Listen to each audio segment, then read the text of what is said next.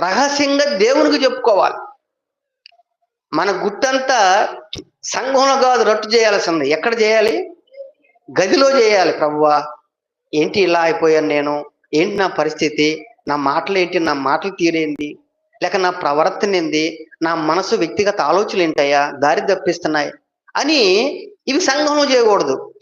వ్యక్తిగతంగా రహస్యంగా ప్రభుతో చేయాలి. అప్పుడు రహస్యమందు చూచే నీ తండ్రి నీకు ప్రతిఫలం ఇవ్వటానికి రెడీగా ఉంటాడు. స్తోత్రం కలుగును గాక. ప్రతిఫలము మనము పొందే ప్రార్థన ఒంటరి ప్రార్థన. అర్థమవుతుందండి? ఈ ఒంటరి ప్రార్థనకు దేవుడు ఏమిస్తాడు?